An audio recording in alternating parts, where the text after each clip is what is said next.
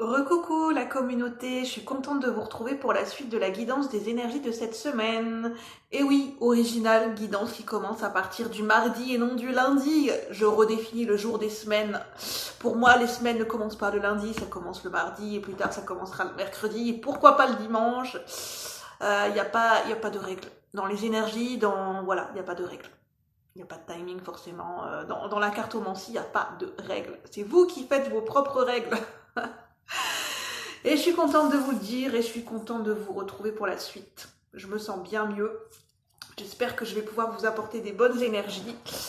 Je vous montre la carte de l'espoir avec l'énergie de la licorne parce que ça pourra peut-être vous faire du bien de voir cette belle licorne.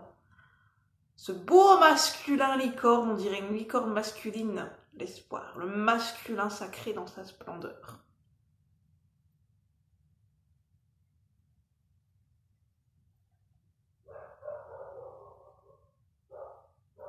Je coupe 2 secondes, hein. Je suis désolée. Je vais mettre sur pause parce que ça sonne à la maison, je reviens, je vous remercie.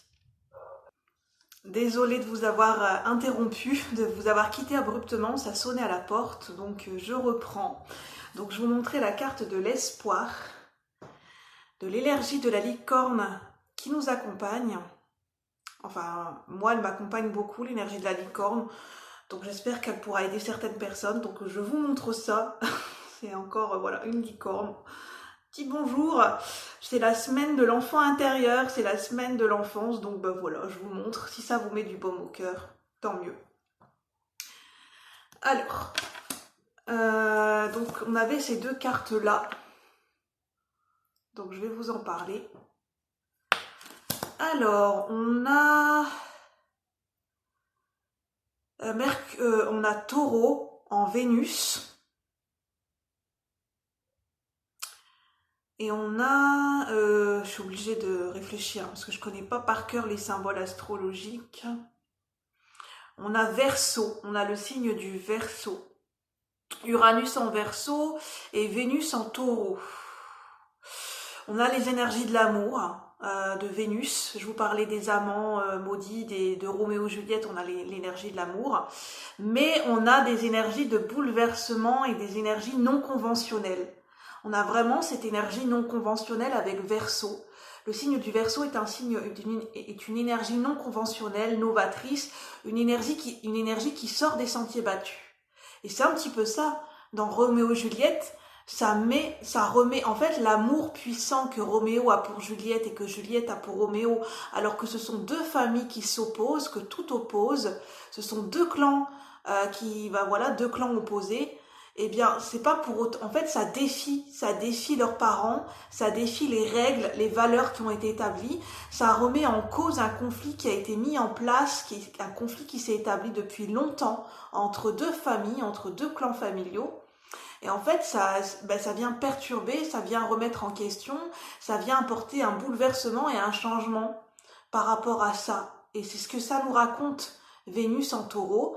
C'est l'amour, la passion, la sensualité, c'est aussi la douceur. Et on a les énergies d'Uranus, c'est des énergies de bouleversement, de changement avec Uranus. Et le signe du Verseau, c'est un signe non conventionnel, novateur. Ça vient bousculer nos habitudes au nom de l'amour. C'est l'amour qui vient bousculer nos habitudes, c'est l'amour qui vient bousculer nos modes de fonctionnement, qui vient questionner nos habitudes, nos modes de fonctionnement. Et qui vient peut-être questionner une histoire familiale, une manière de se vivre, une manière de comment on s'est construit. Ça vient bousculer un petit peu nos codes, bousculer peut-être nos conditionnements au niveau d'une énergie familiale, pour que ça soit en fait réagencé autrement. Et on a cette carte, on a l'énergie de...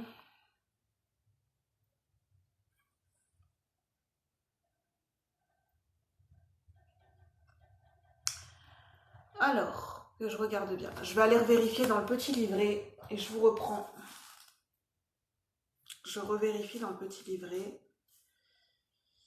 C'est improvisé, improvisons, improvisons. Alors 90, ça va, je le trouve tout de suite. je ne connais pas par cœur. C'est l'énergie de la séparation. Là, on a Libra. C'est bien ce que je vous disais, hein. Bon, je vais faire de manière intuitive parce que là, les signes astrologiques, ça ne me revient pas, donc je ne vais pas me prendre la tête. Laissons tomber l'analyse pour cette semaine, hein, laissons tomber un petit peu le mental, parce que là, ça me revient pas de suite, c'est que ça doit pas être si important que ça, si ça me vient pas de suite.